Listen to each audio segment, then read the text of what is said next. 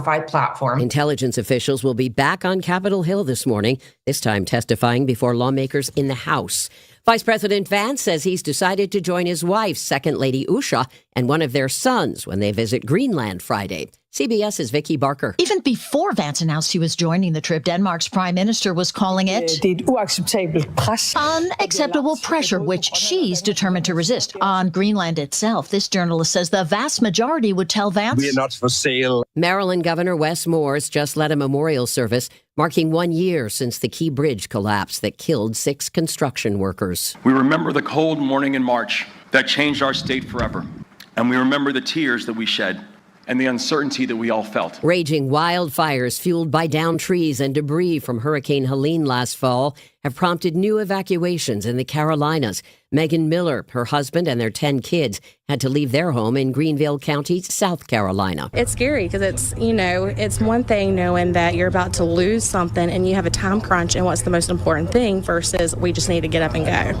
A struggling discount chain is selling its Family Dollar business to a consortium of private equity investors for about $1 billion. CBS's Michael Wallace has the details. Dollar Tree bought the chain in 2015 for $9 billion. Dollar Tree says the sale will allow it to focus on its core business. Its stores mostly offer party supplies and crafts to middle-income households in suburban locations. Family Dollar stores tend to be in more urban areas and sell groceries and cleaning products. The Dow is up 148 points, S&P down 18. This is CBS News.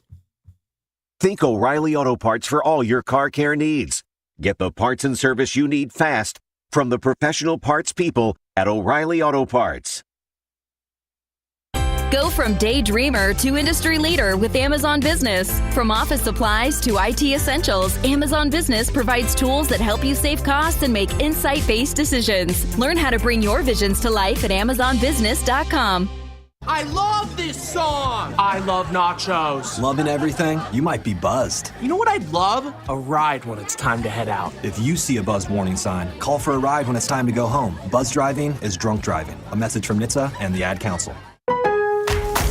Hear that? It's SpringFest savings calling your name, only at Lowe's. Right now, get a free Select Ego 56-volt battery when you buy a Select Ego trimmer, blower, or mower. Plus, get your choice of any 2 bags of Miracle-Gro organic soil mix for only $16. Shop these can't-miss deals in-store or online today.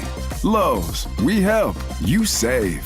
Valid through 4/2. Selection varies by location. While supplies last. Excludes Hawaii.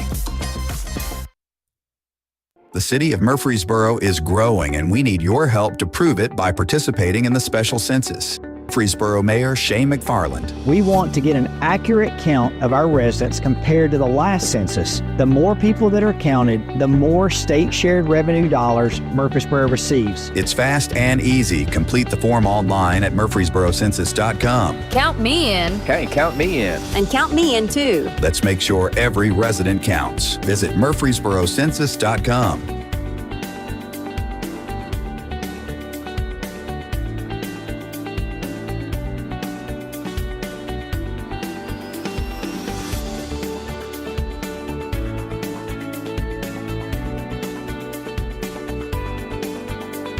We're the Good Neighbor Network, FM 101.9 and AM 1450 Murfreesboro, FM 100.5 Smyrna, audio and video streaming at wgnsradio.com. This is the Roundtable. A look at the news, views, politics, and people that are shaping Rutherford County. Welcome in. It's a Wednesday morning and a beautiful day here in Murfreesboro. Chip Walters with you from Exit Realty, Bob Lamb and Associates. Glad to have you with us here on the Roundtable, and today we are going to be talking all things real estate throughout our county and throughout our mid-state area. A couple of great guests today, and very happy and honored to have them. Ashley Sugar, who is the executive director of the Middle Tennessee Association of Realtors, or what is it, executive director or CEO, or? We use CEO, but either one works. They're synonymous. She's the boss lady out there at MTAR. And Hunter McDonald, who is the president of the Middle Tennessee Association of Realtors, works over at Red Realty. That's correct. How are you doing, sir? Pretty good. Can't complain. Enjoying this beautiful day. Well, you and I got here a little early and just standing out in the parking lot, just kind of enjoying it and soaking it all in. And Ashley made her grand entrance, and we were certainly glad to see that. Now, Ashley took over for a legend, Candy Roberts, and how long have you been here now? Like just a year and a half? About coming up on a year and a half. Right at a year and a half. We're going to be there in a couple months. And she is doing an amazing job. She is. Happy to have her. Well, that's. I mean, it's interesting that everything that the people who were in on the interviews of Ashley, everything they said is still coming true, because we're very happy to have you, and our real estate community is very fortunate to have you. So. Well, I feel very fortunate to be here, and it's an amazing group of folks. Well, tell folks what you are a native Californian, correct? Oh, Chip, why do you gotta put me up? But I'm saying, but you've been here in Tennessee for a long time. Yeah. So I am a native Californian. I do like to always say Central Valley, rural California, agricultural. I grew up in the Central Valley of California, went to college out there. I spent some time in Salt Lake City, Utah, and then worked on the Hill in DC, and then made my way to Tennessee. And then I was working for Tennessee Realtors as their government affairs director, running their political advocacy campaign and operations, and then moved over to MTAR and have loved it ever since. Yeah. And you've made Tennessee your home for a long time now. Now, Hunter, tell folks what your background is, because you've when you open your mouth, you say, "Oh, well, he's from Tennessee, and he's from this area." Yeah, I was born and raised right in the Nashville area. So right out Baptist Hospital, which now is St. Thomas. West. And so just enjoyed loving this community heavily throughout my life, for sure. Yeah, you talk about that area. I had Gordon Ferguson on a few weeks ago, and with his retirement now happening and all of that. But just a little side note: my mother got her nurse's education at St. Thomas, the old St. Thomas, which used to be which became the old Baptist, which is now back St. Thomas Midtown now, I guess. So that whole area. So we go back a long time. Bottom line. Yeah, for sure.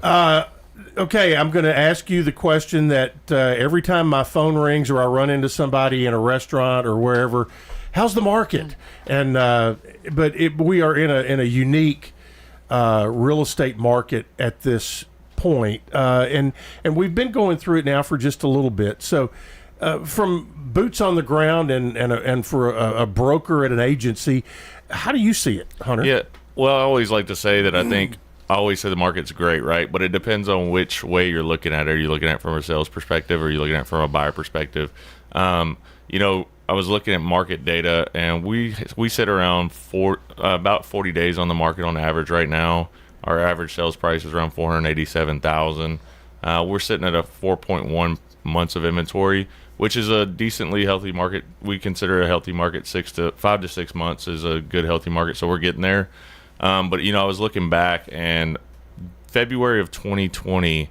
Our average sales price was $304,000. So you can see the difference. $304. Okay. Compared to $487,000 a day. So you can see the difference in the average sales price and the affordability aspect of that. Yeah, we went through about 2 years of where the market shot up. It's not doing that right now. Correct. It has calmed itself. It's not the COVID craziness. It's calmed itself down, but what a lot of folks may not know, Ashley, is that the MTAR is not just Rutherford County. It covers 9 counties. Basically, the I-24 corridor, and plus over into Warren County and DeKalb County and through Cannon and all the way down to like Van Buren, almost to Mont Eagle. So how are other counties faring from a market standpoint? Because you all keep that data all the time.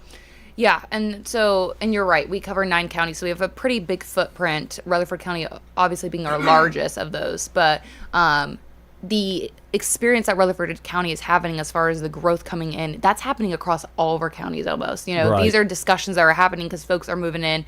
Folks are seeing what a great place Middle Tennessee is to live. And so like Bedford County, the growth is knocking on their door. Coffee County, we're seeing that. And so they're seeing the growth as well. And so we're seeing those conversations happen because those are now counties that are growing subsidizely. Of course, Rutherford County is one of the top growing counties in the entire state. So the growth is on a different level. But we are seeing that we have a large amount of our inventory that is new construction still. So that is a big factor in our inventory. I think we'd still like to see more inventory out there. NAR data says the same. Interest rates are still, higher. I think everyone kind of anticipated, including I think NAR actually anticipated and predicted that interest rates were going to come down, and they didn't come down to the level that everyone had expected. So they're still hanging up, a little high than what everyone would like to see. But I think everyone, especially those that probably are around my age, they think that the interest rates are crazy because they've never seen, double-digit interest rates. But really, they're still great compared to what they can be and what they could be and what they have been. So I think that sticker shock is still there for folks. But I think we're kind of realizing that we may be in this space for a little bit longer than we anticipated. And the times of the, 2% or 3% is probably not in our near future at all. Yeah, and those were artificially low at the time, and people took advantage of it, which you can't blame.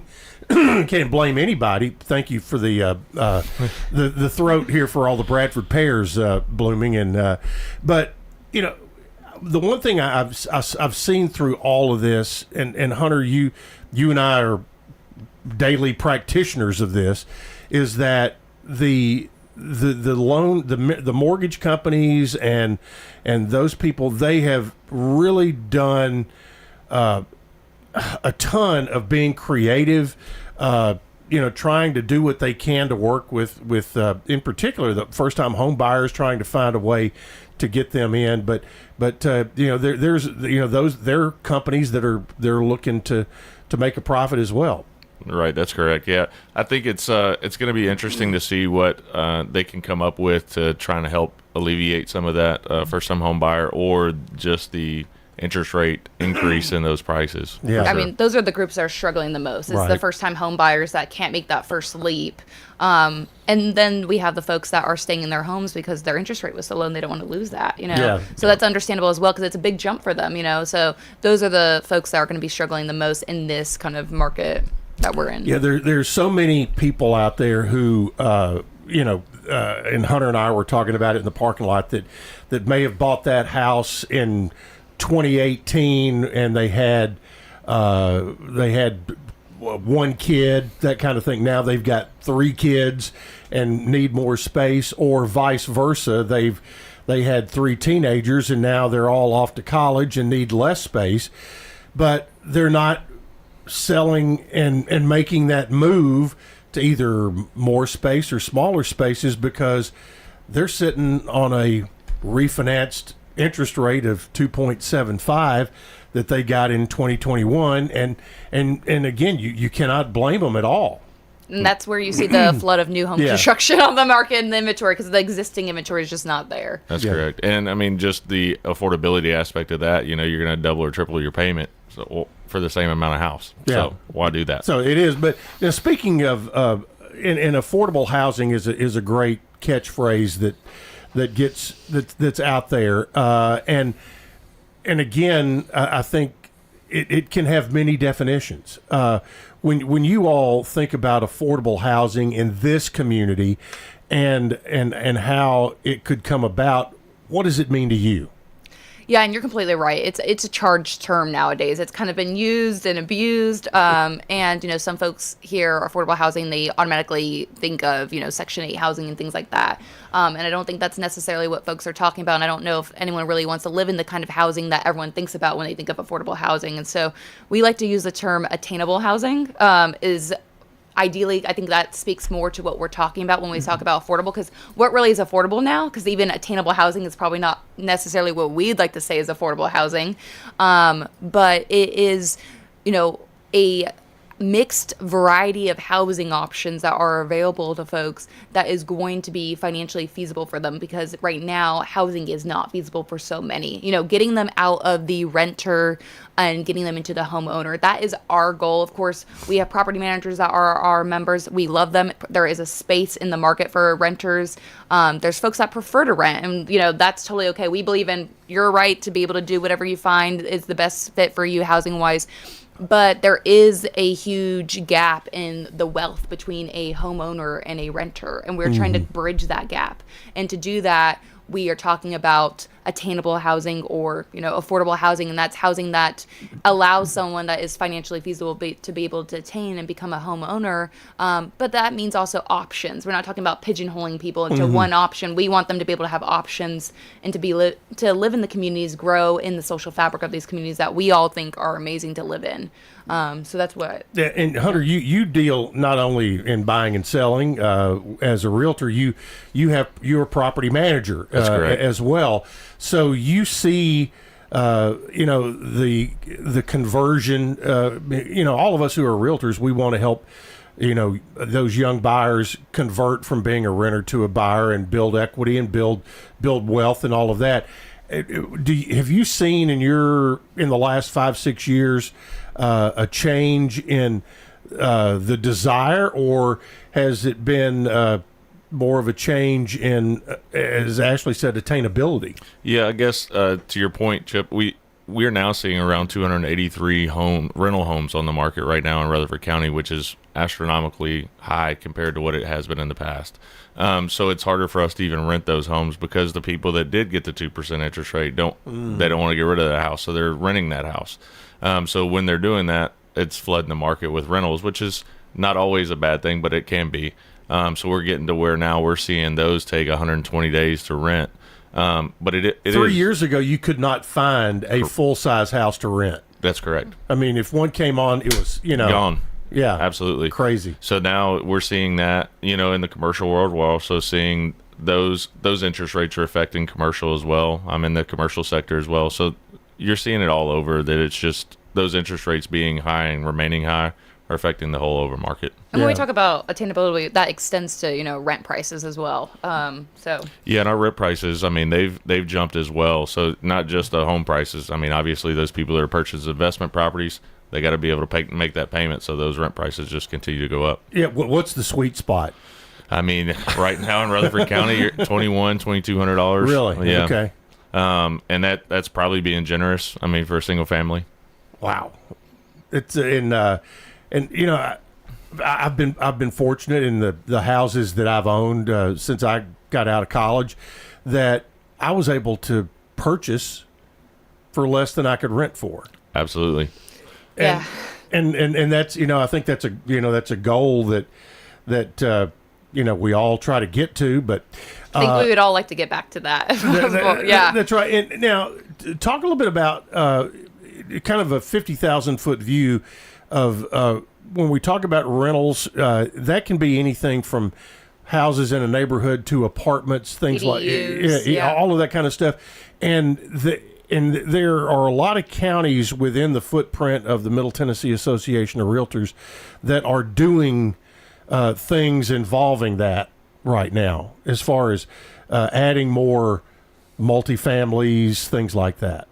Or moratoriums on those. Yeah, or the lack thereof. I think that there is, we have a very diverse footprint. And so we have like tiny homes, things like that are different variety of housing that you can rent. ADUs are becoming more and more popular. Explain what that is. As accessory dwelling unit.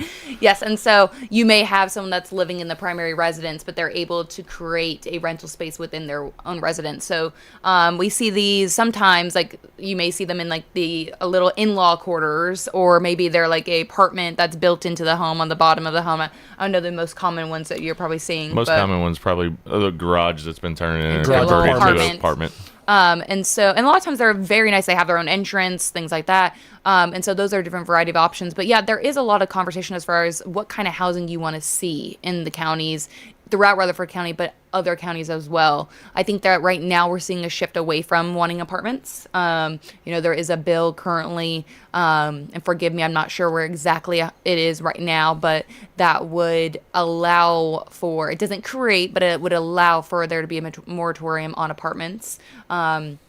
And so I know that there's a discussion around, what that would look like, and that's coming from a Middle Tennessee, legislator. But I think there's more of a discussion around, do we want the mass amounts of apartments, or do we want other kinds of housing?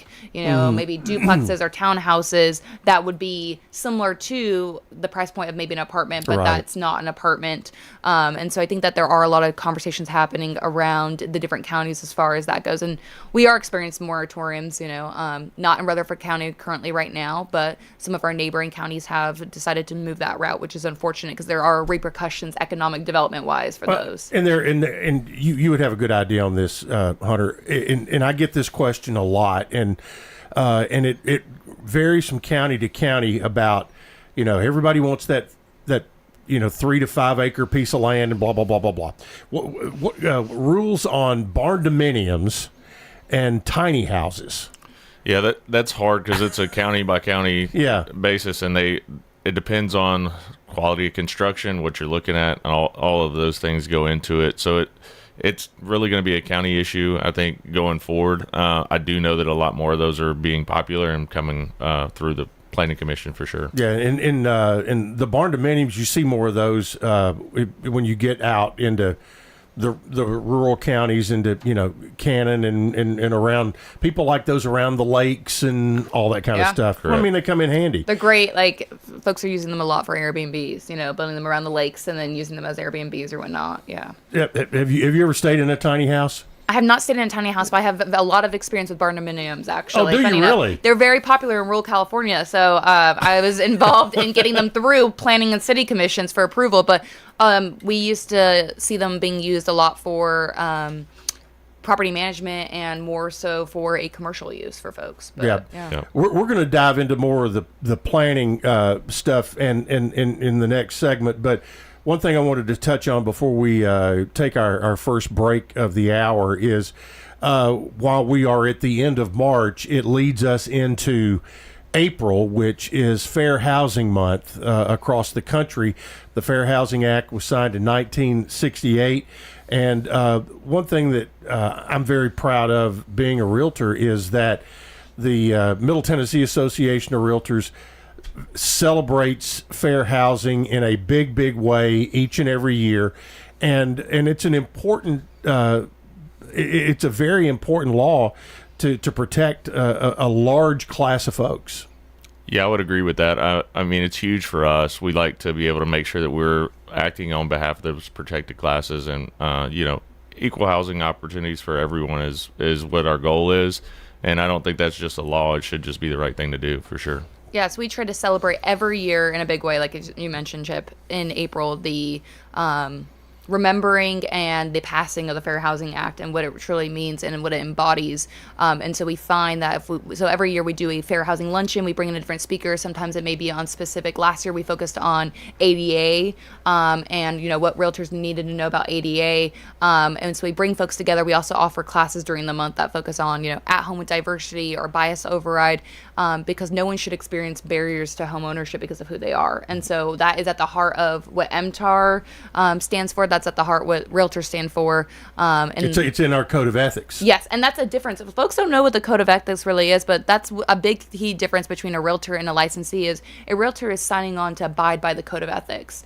And that is in addition to, federal law, state law, you are agreeing to abide by this code of ethics. And we have processes that are there for if the code of ethics are violated. And that's very important for protecting consumers, protecting each other, and to hold you to a higher standard. And it's something that we should celebrate. And I think folks don't know about that, enough about that. All right, Ashley Sugar, the CEO of the Middle Tennessee Association of Realtors, and Hunter McDonald, the current president of MTAR, joining us today on the Roundtable.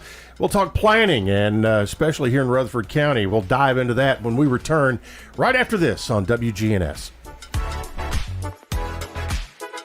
The city of Murfreesboro is growing, and we need your help to prove it by participating in the special census. Murfreesboro Mayor Shane McFarland. We want to get an accurate count of our residents compared to the last census. The more people that are counted, the more state shared revenue dollars Murfreesboro receives. It's fast and easy. Complete the form online at murfreesborocensus.com. Count me in. Hey, count me in. And count me in too. Let's make sure every resident counts. Visit murfreesborocensus.com.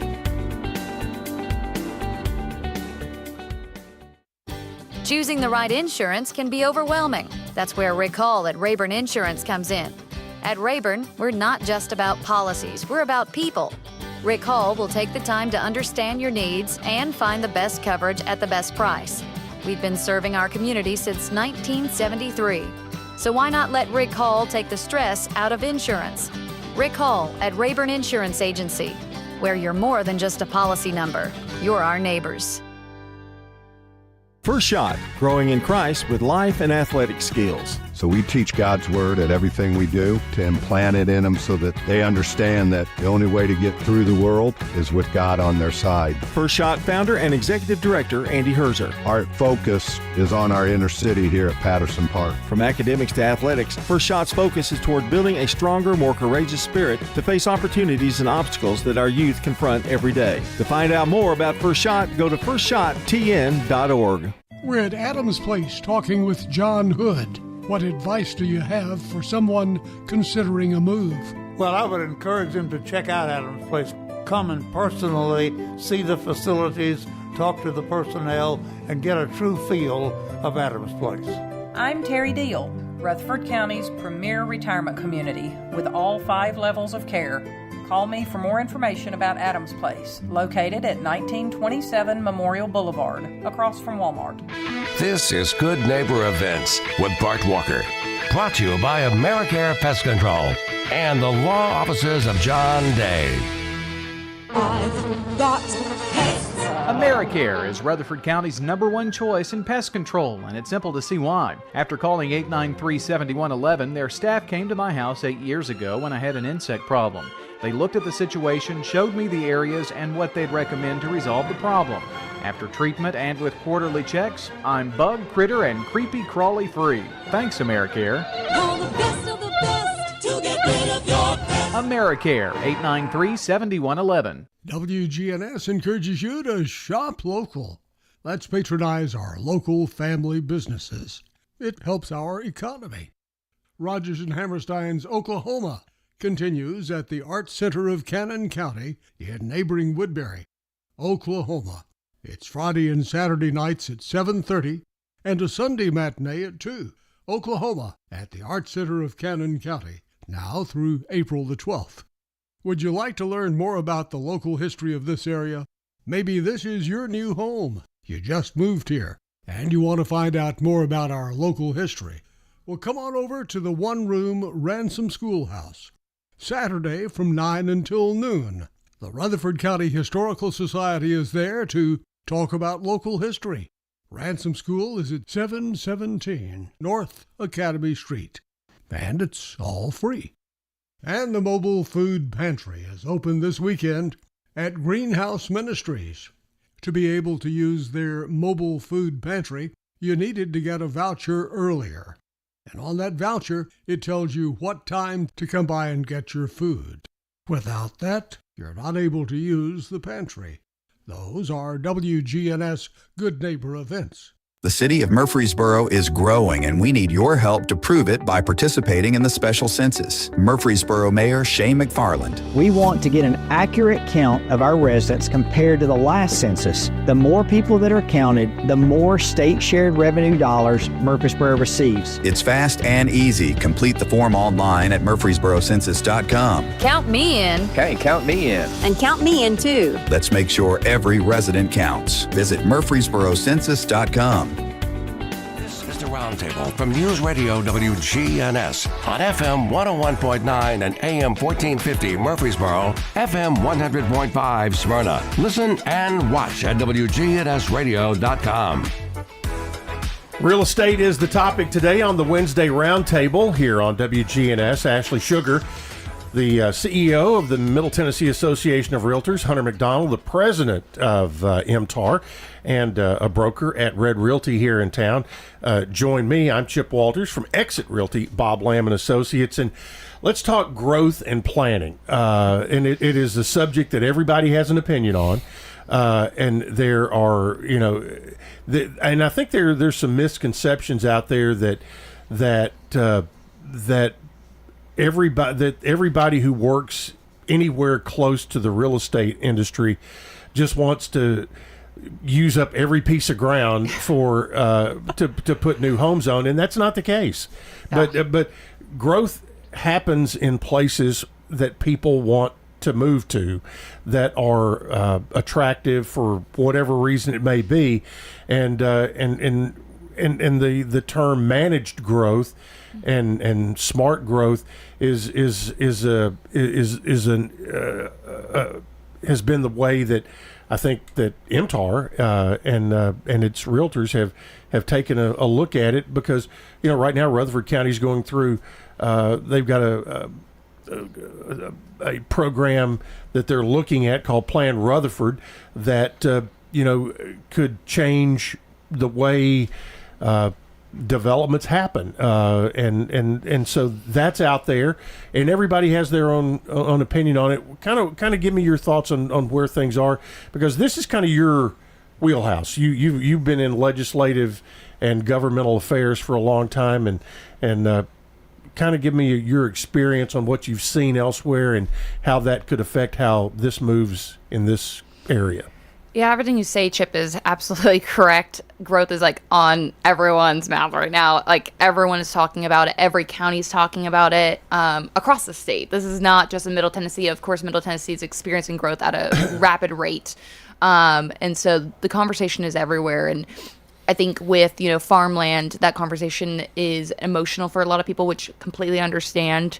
And a lot of folks want to see their community, in the way that they would like to see it. And everyone has a different opinion about what that means. But you're right, as far as there is this misconception that everyone that is pro-growth, wants to see every farmland gone and degraded. And that's not the case. I think we can all appreciate the farmland in our state and don't want to see all of our farmland go away. But we are in a time where the market kind of decides. And so, unfortunately, we're seeing that farming is becoming less and less profitable in the state. I think if we could all find a way to make it more profitable, we would love to see that. But that's causing folks to, unfortunately, look into selling their farmland. And their farmland is worth a lot of money because of the development factor in that. Or folks are inheriting their, these century farms or whatnot, and then choosing to sell those. I'm sure you're seeing that, Oh, yeah. And so I think we're at kind of a breaking point at this point in Rutherford County and a lot of the other counties surrounding it as far as what we're going to do about growth. And you're right, we are for smart growth. We're not for unchecked growth. Growth takes planning, and you should plan. And I think a misconception is I keep hearing folks say, well, you're against the plan. And it's we are not against a plan. We believe there should be a plan. That's very important. And Rutherford County's been on this comprehensive growth plan journey for quite some time now. And you're right, as far as growth happens where there's desirable communities. And what I keep telling folks is the only way to stop growth is to make your community undesirable. And is that what we want to see? And if that's what we want to see, it's going to look a lot different here in Rutherford County, because Rutherford County is extremely desirable to folks, and that's why folks are moving here. And so the only way you're going to stop growth, you're going to make it really, really hard by putting in all these different barriers, and you're going to make it really hard for the folks that live here to do if you put in different barriers, but is to make your community undesirable. And we've seen in some counties across the state, and one county, an example that comes to mind, put so many barriers into place, raised gigantic impact fees, and all the builders and developers left. Folks didn't want to develop in that because it put a big sign on them that says, we're not open to growth, we don't want to see it. It sent that message economic development wise, and they never recovered, and to this day they're still decaying. So that's what we don't want to see in Rutherford County. And when you are talking about things like moratoriums and things like that, it sends a message to folks that may be looking at economic development wise to bring their business here. We all are hearing about In-N-Out. I think we're all excited. In-N-Out is coming to Tennessee, but different industries are looking at Tennessee, and they are going to look differently at counties. And it's already happening in Coffee County that just passed a moratorium. They're going to look elsewhere because they're not going to bring their workforce there if you have nowhere to house them and if you're doing a moratorium. But specifically looking at Rutherford County, yes, they've been in a plan, I think it's over 2 years now. They've been doing this comprehensive growth plan. And for folks that don't know what the comprehensive growth plan is, it will dictate the growth patterns in the state for the next 10 years. So that's a big, that is a big deal and something that we take very seriously. And so it does not create policy changes. It creates a plan that the policy, planning, and zoning land use regulations should then align with. So when it comes time for the Planning Commission and the County Commission to accept the plan, that does not automatically mean that all zoning changes in the county. They will have to go ahead and change those zoning ordinances to align with that plan. But those should align with the plan. That's the purpose of doing a plan. And so the county has hired out consultants from Nashville to conduct this process. And so over the last couple of years, they have been doing different variety of events. We've participated, had panelists on. They've done surveys and different sessions throughout the county to identify what folks want to see. And one of those things is housing and a mixed use of housing. It was, I think, goal number 3, enabling prosperity. And it's affordable housing and a mixed use of it. And so kind of where the plan is at right now, they have released a draft of it that came in through, I think, late summer, October time. They had an open house with the draft, and it's currently in the Planning Commission's hands. They had a work session in January. They're going to have another one this Friday after their regular scheduled meeting. And we've been active participants in that. I think we've been at every single steering committee meeting for the plan. We've been at every single work session they've done. We've submitted comments twice. We've submitted comments and haven't received the answers back. What we're hoping right now and where we're at is we've submitted questions for the Planning Commission to consider. And we just want to have transparency and have dialogue. That's our goal, is to create dialogue. And I think there's a misconception that we should be an adversary, and we really just want to be a partner. Mm-hmm. And that's what we are trying to do, is be a partner. And so we've provided comments and provided questions, and hopefully at this Friday's meeting, they're able to provide the answers to those questions publicly, because I think a lot of folks are asking those questions. Those questions look at, traffic patterns and the urban growth boundaries. What kind of collaboration with the municipalities, Murfreesboro and Smyrna, have they done or do they have planned in this plan? Have they taken a look at the different regulations that they're looking at introducing, things like wildlife species evaluations that builders will have to now do, or developers will have to do, which is going to cost money and that's going to get tacked onto the home. So have they looked at some of these things and seen the cost benefit analysis for that and what it's actually going to do to the price of housing?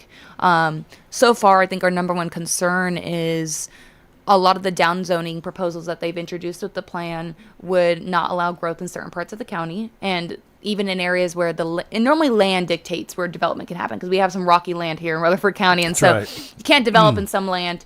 But some of the areas that they have identified for the downzoning also includes the land that is high developable and high marketability. So that would be a concern, because that would be areas that folks would want to live in. So taking a look at some of those things, and from an economic development standpoint, are we looking at regulations that potentially would have an adverse effect economic development wise? Have they talked to the chamber about that? What is their opinion on it? These are the questions that we're asking and that we would like to see answered before they move forward in the process. And so I think they've slowed down the process a little bit, which is a good thing. I think we need to make sure that we get all the answers to the questions and everyone knows what they're looking at. But I would like to see, some of those answers come to light soon. Well, something that is this big of an overarching plan needs to have a lot of input, and everybody within the county is a stakeholder. Hunter, you and I have probably sat through and enjoyed presentations by Edsel Charles about about how many more new homes are needed to satisfy the need, and all of that, and I sit there and he gives great information, but I also understand the other side of things of how, like Ashley said, there's certain areas where the market dictates what the market dictates, and a lot of that is part of this plan as well. And tell me a little bit about when they and again, it's my fault that I haven't read the entire thing myself either. It's a hefty document. It is a hefty document. Yeah. But as far as, like, let's say Hunter's family deeded him, he inherited a 50-acre farm somewhere and wanted to sell that off into 10 tracts or whatever, and we see that every week. There are auctions of land and things like that, but does this plan control how some of those could be divided? So the county is also looking at the PUD requirements that currently are in place, and there is a overwhelming opinion, and I think it's safe to say that they desire to see some changes happen to this PUD. It came up, I think, in the early summer, maybe, as far as some changes. They had some thoughts regarding, and this is getting really in the weeds, but like flag lots and things like that they wanted to see some changes, and that they had seen some problems with. And so they've decided to kind of hold back on those. And my understanding, and Doug will correct me if I'm wrong, but my understanding is that they are waiting until, wrap this up all with the plan Rutherford, because there will be a lot of changes. Once they determine the plan, they will have to go in and update land use. They will have to go in and, update zoning. And so when they do that, then they would update the PUD. So as far as how it could be divided and things like that, not necessarily my understanding is, but if he can even do it, is going to be dictated by the plan, because it depends where in the county that land lines up based on where they would recommend and what the down zoning or the zoning would be allowed in that area. And so that will be the first deciding factor that will be determined by the plan. And I heard one of the planning commissioners say at one of the meetings, when it comes to affordable housing, it is very difficult because there's multiple factors. There's interest rates. There's other factors than just what these planning commissioners are discussing that go into affordable housing. But one of them made the comment, oh, we don't determine land prices, but they're about to with this plan. This plan has the ability to determine land prices. That's how big of a deal this plan is. And so you have it. No, I think that's correct. Yeah. I mean, it goes back into the affordability aspect of it. And I think one of the biggest things is being able to afford the land to be able to do the development, and it's pushing our local builders out, So that all of those things it's still moving down the tracks, and everybody has an opportunity to make their voices heard through that. And as Ashley hopefully said, they have another work session coming up this Friday. We're going to take a break, come back with our final segment. Ashley Sugar and Hunter McDonald are here with us on the Roundtable on WGNS. The city of Murfreesboro is growing, and we need your help to prove it by participating in the special census. Murfreesboro Mayor Shane McFarland. We want to get an accurate count of our residents compared to the last census. The more people that are counted, the more state shared revenue dollars Murfreesboro receives. It's fast and easy. Complete the form online at murfreesborocensus.com. Count me in. Okay, count me in. And count me in too. Let's make sure every resident counts. Visit murfreesborocensus.com.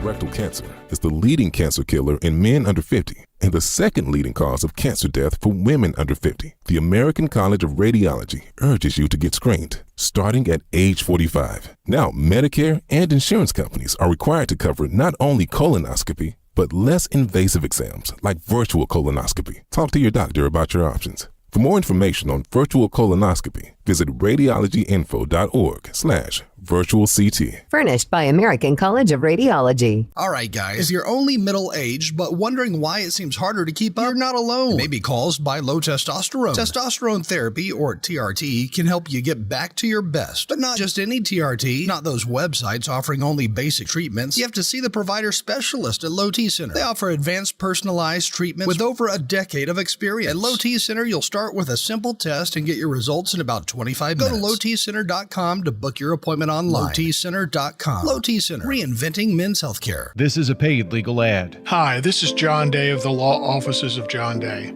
For more than 30 years, my team and I have worked hard to help injured people throughout Middle Tennessee. Over that time, we've helped thousands of people get the legal help they need when they've needed it the most. And if we're not able to help or aren't the right lawyer for you, we'll do the best to point you in the right direction. If you've been injured, call the law offices of John Day for a free consultation. And remember, there's no fee unless we win your case. This is the Roundtable from News Radio WGNS on FM 101.9 and AM 1450 Murfreesboro, FM 100.5 Smyrna. Listen and watch at wgnsradio.com. Welcome back into the Roundtable here on WGNS. Glad to have Ashley Sugar, the CEO of the Middle Tennessee Association of Realtors, and Hunter McDonald, the president of MTAR, with us today. We've been talking everything from attainable housing to planning. And obviously one of the things that is a big factor in your real estate market is you have to have good jobs. And we've been very fortunate. When you're in a college town, you have a big base of well-paying jobs and a highly educated group of buyers and things like that. We also have been so lucky over the years to have major plants in the north end of the county like Bridgestone and Nissan. Now Bridgestone is going to be closing the plant in Laverne. And I think Nissan is going to be pulling back one shift, which people say, well, pulling back one shift, what does that mean? Well, that means that has an impact. So what do you all, how do you think this can affect the market, the housing market as we move forward? Because, we're, a few months away from that happening. Yeah, I think that was 700 jobs at Bridgestone that went away. 700 good paying jobs. So where are these people going to go? I think that is a real question. And if something happens to Nissan as well, it's going to be another, what happens to northern Rutherford County? That's a lot of jobs. Because that could really change the market from one part of the county to another. Because if you have, the Bridgestone, it kind of straddles the county line anyway with Davidson County. So you've got those workers that, if that goes away, could affect both counties in a bit. Absolutely. Williamson County is a huge part of Nissan as well as Smyrna. So, you're going to have major impacts on housing and what that does to the housing market as well. Yeah, and you talk about MTSU and living in a college town. There's a lot of folks that are looking for housing, and that's why we focus so much on attainable housing. Because where are those kids going to go? That are fresh out of school to be able to hopefully own a home. But on the economic development, that's why we are trying to keep our hand on the pulse so much with the comprehensive growth plan, because right now, I think everyone before those announcements, everyone was like, oh, we're doing great economic development. Why we can't bring in enough business into Rutherford County? Things are starting to shift a little bit. And it's like, well, what does that look like? Now we have, some areas that we can fill in. We want to maybe bring in some new industry. We need to be able to have housing, because that's one of the first questions. When you look at West Tennessee, for example, with Blue Oval City, they didn't have the housing for that, and they are having to kind of scramble to be able to build the infrastructure that they need to be able to withstand a housing force. Because if they don't, they're going to move across the border, because it's not very far across the border over there to be able to get other states and drive in and commute in. They want to keep those folks in Tennessee, keep those tax dollars in Tennessee. Not in Mississippi or Arkansas, yeah. And so we may be faced with something where folks start, looking at elsewhere in different counties. And so we want to make sure that we have a great environment that is ripe for economic development. And the Rutherford, County Chamber does a fantastic job. The Chamber in Tennessee as a whole does a fantastic job with attracting, and the state does a great job incentivizing different industries to move into Tennessee. But we have to make sure we keep that alive, because if you move in the direction as some of the other counties have moved in, Bedford County has that mega site there that they're looking to fill, and it's really hard to do that when you have a moratorium right now on housing. Explain what a mega site is, because you hear that and you go, okay, that sounds big. What does that mean? Yeah, it's usually a commercial site that is well over 100 acres or so, that it is a big development that so basically it is a plot of land that the county has designated. The state has designated. Okay. Yeah.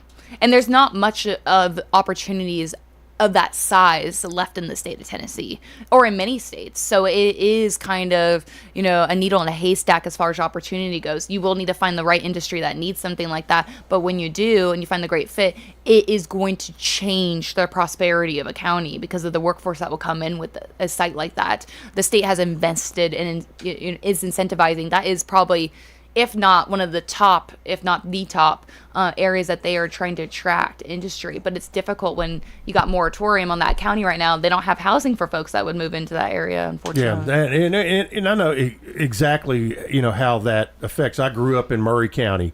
Yeah. And when, when at the time the Saturn plant, now the GM plant, when it came in, it changed everything.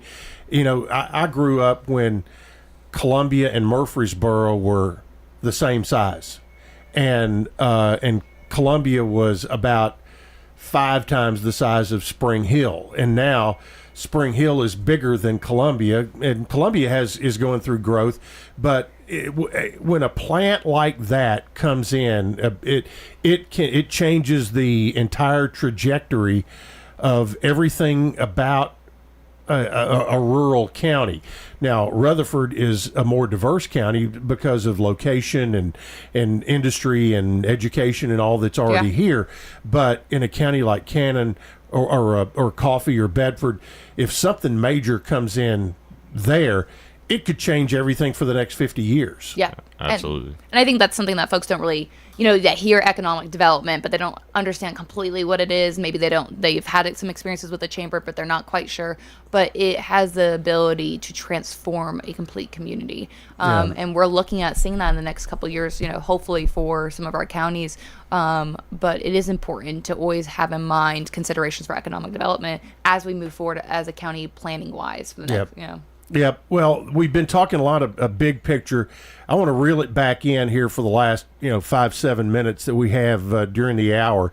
And one thing I want to bring up, and this is more inside baseball than most of what we've talked about, and that is that last August, new rules came in for realtors and buyers in particular about having buyer agent agreements when used to somebody could call your office, Hunter, and say, hey, I want to go look at a house at whatever. Okay, meet me over there. Well, now that is not the case. Before you ever show a home, you have to have a buyer agent agreement with from an agent. If you are want to go look at houses, you have to you need to have a sit down meeting with an agent of your choice, or interview. Go have meetings with several.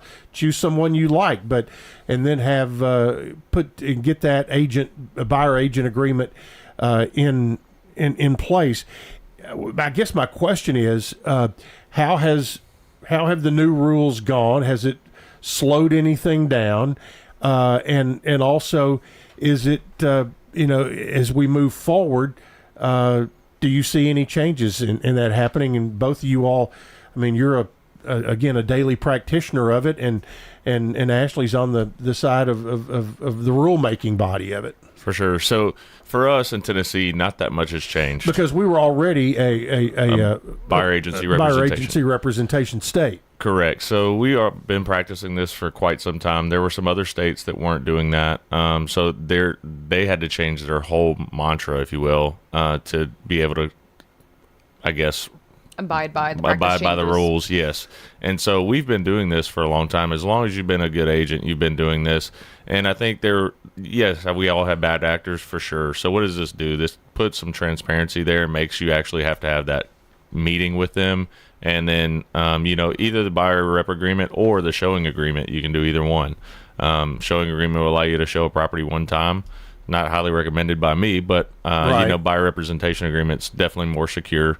It also gives you a client instead of a customer. A customer. Correct. Yeah. So in that sense, I think not that much has changed for us. I think we're going to continue doing business the way we've done business as long as you've been practicing it correctly. Yeah, and for folks who are thinking about buying or thinking about wanting to look at houses, okay, and when you say client and customer, the difference between a customer and a client, a customer is I can go, show you a house, open a lockbox, but I cannot negotiate on your behalf. As a client, when you have a buyer-agent agreement, that realtor, whoever that may be, can negotiate on your behalf, and that is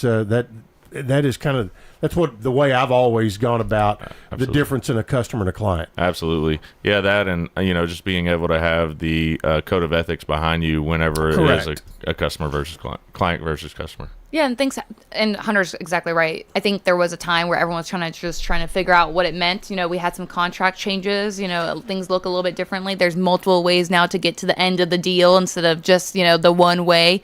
So folks are still working through what works for them. But there's different options now, and folks are working through the practice changes, and I think we've really kind of steadied down and folks feel much more comfortable with it.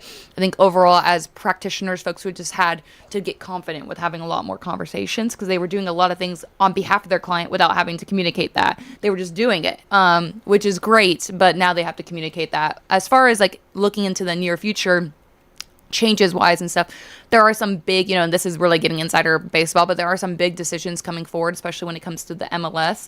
For those that don't know what the MLS is, it's the listing site that realtors will use to list properties, and other realtors can see it, and it's a private side, and it will be opening up to all licensees in the state in the Middle Tennessee region coming up very shortly. So we'll see what that looks like. I think there's some concerns as far as the integrity of the product and the listings on there, we'll see fraud or things like that on there. So we'll have to work through that. And I think there's some changes coming forward that will be regarding the MLS rules, as far as listing goes, open listings and things like that. And to see clear cooperation, see what potentially comes out as far as that goes. But and right now, in the MLS you're talking about is RealTracs. Yes. And RealTracs.com, which that's where we as realtors, if we have a listing, that's where we put it in.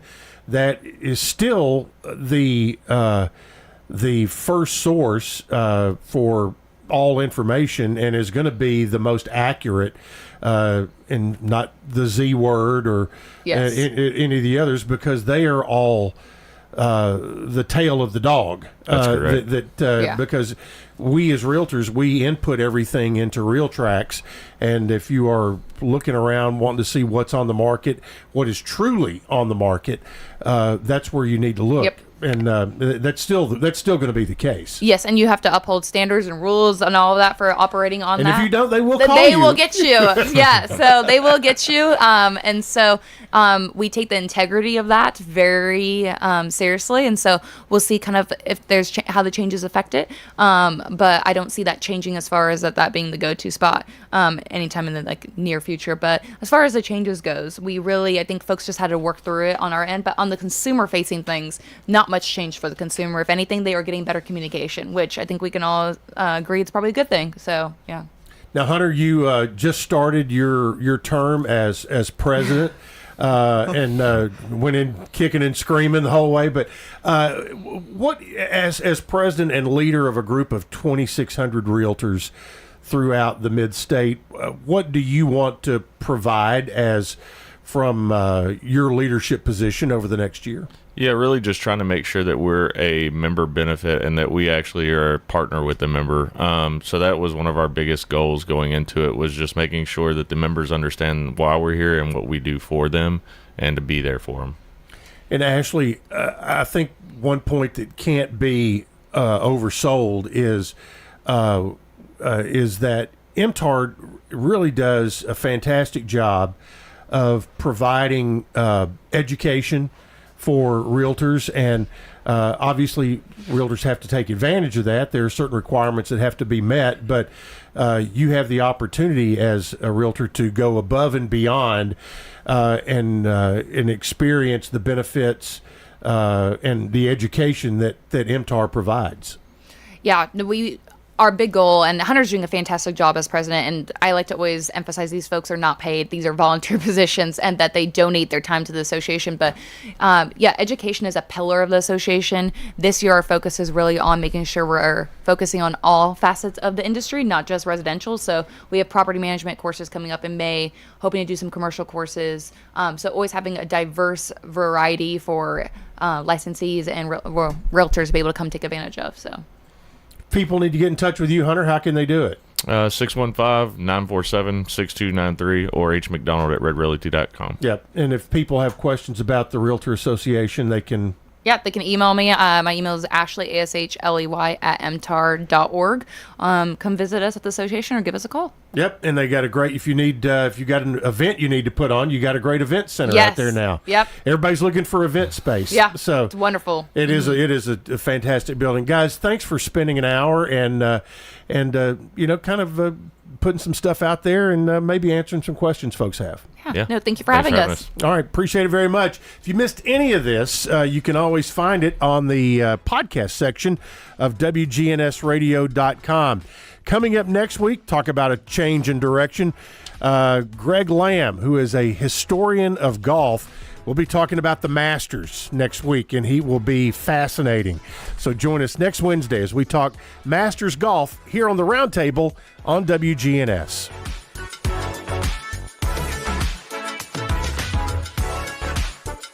The city of Murfreesboro is growing, and we need your help to prove it by participating in the special census. Murfreesboro Mayor Shane McFarland. We want to get an accurate count of our residents compared to the last census. The more people that are counted, the more state shared revenue dollars Murfreesboro receives. It's fast and easy. Complete the form online at murfreesborocensus.com. Count me in. Okay, count me in. And count me in too. Let's make sure every resident counts. Visit